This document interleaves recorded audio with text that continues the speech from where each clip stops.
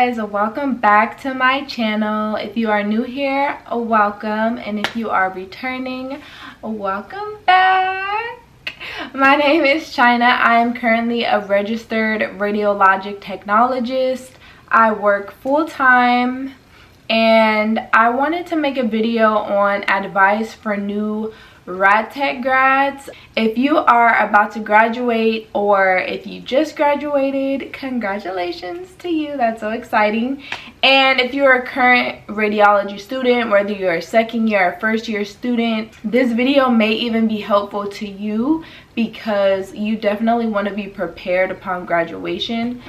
So I took some notes and I just want to give you guys some advice on what to expect after graduation, and hopefully these tips will be helpful. So if you see me looking down on my phone, it's because I have notes here. But my number one tip is don't be afraid of taking the ARRT exam. So if you're in an ARRT accredited radiologic technology program, your goal is to ultimately take the exam to become a registered radiologic technologist. Now, there is a lot of stress and anxiety that comes with taking this exam. It's a huge test, and the whole purpose of the 2-year program is to help you prepare not only to work in the radiology field, but also to take and pass that ARRT exam. So even though it's scary, I know it's a lot to think about, it's a lot of studying, but I just advise you guys to just do it, take it, make sure that you're studied up, make sure that you're prepared, of course, but don't be afraid to take it. Like, I knew a couple of people who were so smart, they knew their stuff, but they just had so much anxiety taking it that they will keep pushing the date further and further. And honestly, that's not a good idea in my opinion. Like, of course you want to be prepared, but it's like the longer that you wait after graduating, the more information that you lose from the radiology program itself, because you're no longer in school, you're no longer learning, you can't really ask your professor questions anymore because they're focusing on the new students. So it's just better and smarter, in my opinion, to take the exam as soon as possible after graduating, as long as you studied, overall you're doing good on the practice test. I say just take it. One thing that you definitely don't want to do is wait too long, because obviously you did this 2-year program and you want to get a job in the field, and a lot of these jobs do require that ARRT certification. So you want to make sure that you take it, pass it, get your license, and get the money.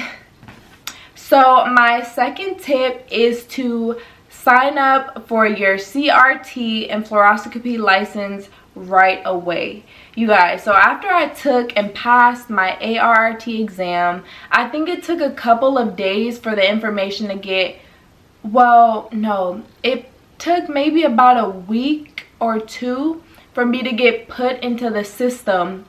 And then after that, I had my certification, I was good, I was set. Now it's time to apply for your state license and your fluoroscopy license. You want to do this right away. I'm talking as soon as your credentials are available online. You want to fill out that form and mail it in so you can get your state and fluoroscopy license.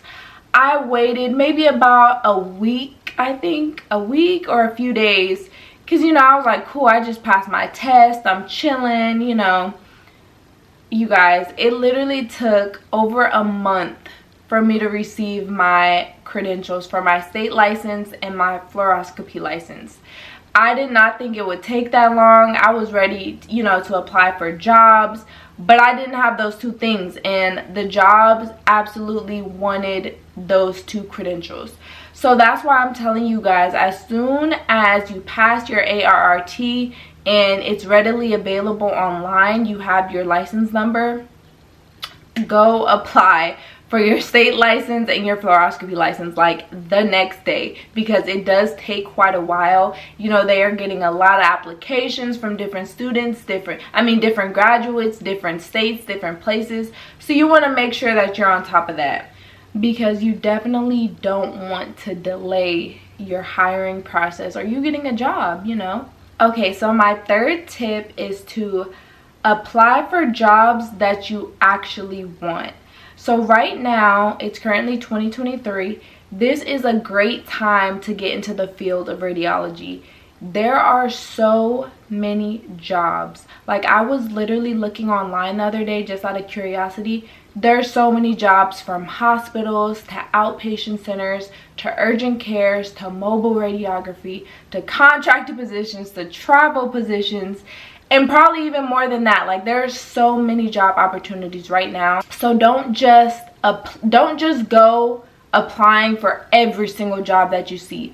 Look at the description, really read it. Read the hours. I would say look at reviews if they have them of former and current employees, and really evaluate and see if that's a place that you want to work. Because the last thing that you want to do is get a job that you don't like the hours, you don't like what you're doing. I feel like as students, we get enough clinical experience to know whether, where we want to go. So for me personally, I did choose a hospital, and I specifically wanted nights because I knew that that was the most chill shift from what I heard and from my personal experience.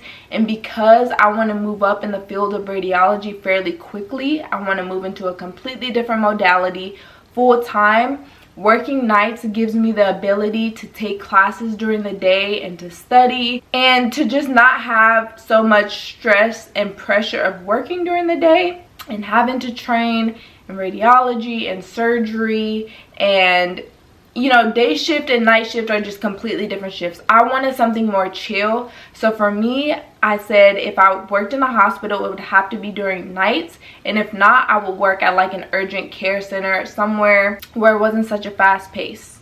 So don't feel like you have to settle just for whatever job is hiring. I had a classmate like that. She's like, oh, I'm just going to go wherever I can get in. You don't want to do that. You want to be happy where you are, especially when there's so many jobs open right now. You really want to find the one that fits and suits you best. And also, don't necessarily go for the highest paying position. I would say really look at the description and make sure that, because it can be paying a lot, but look at the hours, look at how many shifts you're going to be working, look at the reviews, look at all of that first before you decide. Because sometimes it's not all about the money. Like, this is a good paying field overall, and the more experience you get, the more money you'll make ultimately, because now you have experience, you can negotiate the pay range. And so don't just go for the highest paying. Definitely look at the job description and make sure that it's the best suiting job for you. Okay, so my last tip that I could think of is make sure that your TB shots are up to date. When you go to get a job, you will need your TB shot. A lot of places require vaccines and other things. Just make sure all of your vaccines are up to date. Make sure your TB shot is up to date. And if you can, I would say get a blood test, because some places specifically want a TB blood test rather than the skin test. And so what I did was I got the skin test thinking, okay, cool, I got my skin test. Now when I go to get a job, I already have it.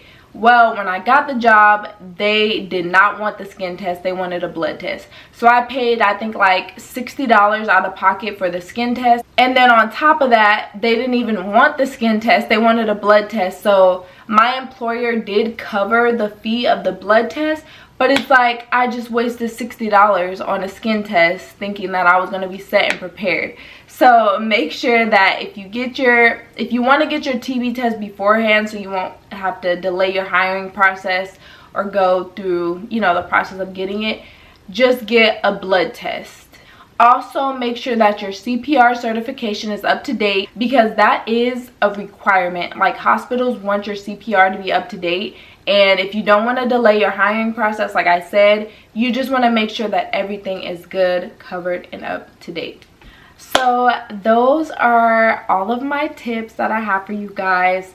Like I said, congratulations if you just graduated, or if you're about to graduate, congratulations to you as well. If you are a current radiology student, feel free to subscribe to my channel. I like doing videos about radiology, giving tips and advice, and also just vlogging my journey. I just started working about 4 months ago in the field, and I graduated I think 6 months ago. So I have a long way to go, but I'm so excited for my journey and to share it with all of you guys. So thank you so much for watching. If you have any questions, make sure to comment them down below, like, subscribe, and I will talk to you guys later. Bye.